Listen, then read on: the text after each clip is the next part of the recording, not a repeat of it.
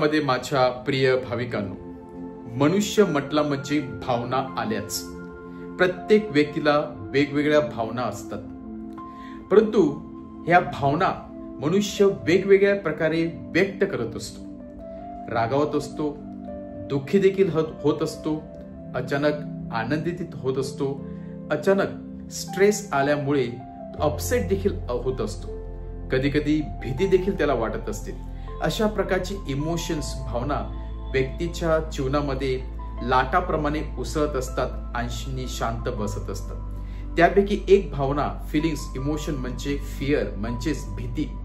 प्रत्येक व्यक्तीला कुठल्या ना कुठल्या गोष्टीची भीती असते।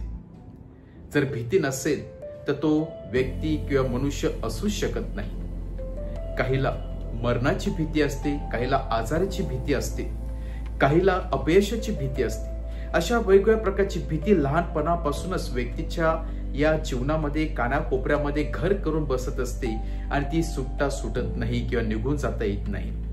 आणि अशा वेळेला मनुष्य या भीतीपोटी आपलं कार्य करण्याचं थांबवत असतो।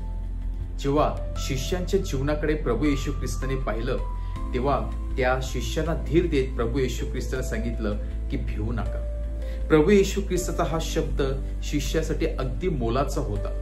शिष्याच्या जखमेवरती एका अमृताप्रमाणे होता, चांगल्या मलमाप्रमाणे होता, जिथे प्रभू येशू ख्रिस्त आपल्या शिष्यांना धीर देऊन सांगत नाही, धीर देऊन सांगत आहे की तुम्ही भिवू नका, बी बोल्ड, ब्रेव, तुम्ही सामर्थ्याने उभे राहा, कारण तुमच्या डोक्याचे केस देखील मोजलेले आहेत। पहा, परमेश्वर ज्याने आपल्याला उत्पन्न केलेला आहे, ज्याने आपला निर्माण केलेला आहे, आज प्रभू येशू ख्रिस्त सांगत आहे तुमच्या डोक्यावरचा प्रत्येक केस परमेश्वराला ठाऊक आहे, परमेश्वराने मोजलेला आहे। याचा अर्थ असा की आपण प्रत्येक जण परमेश्वराच्या दृष्टीने अति मौल्यवान आहोत, अमोल आहोत, आणि त्यामुळे आपल्या मनामध्ये कुठल्याही प्रकारची भीती असता कामा नये।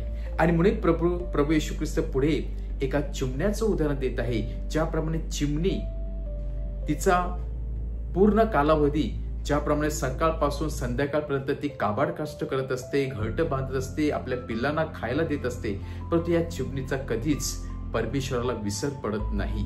ते चिमणी देखील परमेश्वरासाठी अगदी मौल्यवान असते। जर पाखरू किंवा पक्षी किंवा प्राणी जर परमेश्वराच्यासाठी एवढा महत्वाचा असेल तर आपण किती मौल्यवान असायला पाहिजे। आपण किती परमेश्वराच्या नजरेसमोर किती मौल्यवान, अतिमौल्यवान आणि महत्वाचे असायला पाहिजे। कधी कधी आपण स्वतःला कमी राखत असतो, कधी कधी ती भावना, भीतीची भावना आपल्या मनामध्ये घर करून राहिल्यामुळे ती आपल्याला परमेश्वरापासून दूर घेऊन जात असते, इतरांपासून दूर घेऊन जात असते। आणि म्हणूनच परमेश्वर आज आपल्या भीतीच्या साखळीतून आपला पूर्णपणे मुक्त करत आहे, त्या स्वातंत्र्यामध्ये आणत आहे व सांगत आहे तुमच्यामध्ये जी भीती असेल ती पूर्णपणे काढून टाका।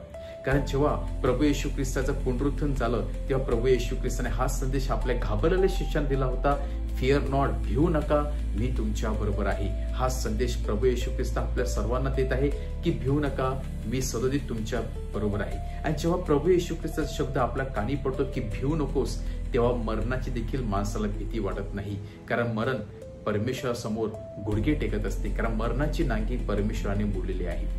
आज देऊळ माता आपल्या समोर अशा एका महान संताचं, रक्तसाक्षी एका व्यक्तीचं उदाहरण ठेवत आहे की ज्याने परमेश्वरासाठी आपलं जीवन समर्पित केलं, तो भिवून गेला नाही, कारण त्याच्यामध्ये पवित्र आत्म्याचं सामर्थ्य होतं, परमेश्वराचं सामर्थ्य होतं, परमेश्वराचा पाठिंबा त्याला होता। तो म्हणजे बिशप एंटिओक, इग्नेशियस अंतिओकचा इग्नेशियस, ज्याने परमेश्वरासाठी आपलं जीवन समर्पित केलं, परंतु आपला विश्वास मात्र सोडला नाही। वेगवेगळ्या आशिया खंडातील वेगवेगळ्या देवळांना, चर्चेसला त्याने लेटर देऊन त्यांचा विश्वास भक्कम करून त्याने स्वतःच्या प्राणाची आहुती दिली। कारण अंतिओकचा बिशप हा एंटिओक हा काही केला मागे खेचण्यासाठी तयार नव्हता, तर तो परमेश्वराची सुवार्ता पुढे गाजवण्यासाठी तयार होता, तो परमेश्वरासाठी काही करण्यासाठी तयार होता। आणि म्हणून जेव्हा त्याला त्या प्राण्यांच्या जबड्यात टाकण्यात येते, तेव्हा तो आनंदाने सांगतो की आता माझं शरीर एका तांदळाप्रमाणे भरकटलं जाणार आहे, तांदळाप्रमाणे पूर्णपणे त्याचं पीठ होणार आहे, आणि मग मी परमेश्वरासाठी सुंदर अशी भाकर म्हणून मला परमेश्वरासाठी अर्पण करण्यात येणार आहे. अशा प्रकारचं सुंदर प्रकारचं वाक्य म्हणून त्याने आपला जीव परमेश्वराच्या हातात सोपवून दिला. त्याच्या मनामध्ये फिअर ही गोष्ट नव्हती, कारण त्याचं संपूर्ण जीवन परमेश्वराच्या सामर्थ्याने, पवित्र आत्म्याच्या सामर्थ्याने व्यापून टाकलेलं होतं. जेव्हा परमेश्वर आपल्या जीवनाचा ताबा घेत असतो आणि परमेश्वर आपल्या जीवनाचा केंद्रबिंदू असतो, तेव्हा कुठल्याही प्रकारची भीती, इव्हन मरणाची भीती परमेश्वराला, मनुष्याला स्पर्श करू शकत नाहीत. आज अंत्योकचा संत इग्नेशियस, रक्तसाक्षी इग्नेशियस, ज्याप्रमाणे त्याने परमेश्वराला केंद्रस्थानी ठेवलं, परमेश्वराला उच्च स्थानी ठेवलं, परमेश्वराला महत्त्वाचं स्थान दिलं, त्याप्रमाणे आपण देखील आपल्या जीवनामध्ये परमेश्वराला महत्त्वाचं स्थान देऊया. मग परमेश्वराला आपल्या जीवनाचा केंद्रबिंदू बनूया आणि मनातील कुठल्याही प्रकारची भीती असेल, ती भीती पूर्णपणे परमेश्वर नष्ट करणार आहे. आणि पहा, परमेश्वराचं वचन तुमच्या डोक्यावरचे केस देखील मोजलेले आहेत. खरोखरच परमेश्वर आपली काळजी घेत आहे.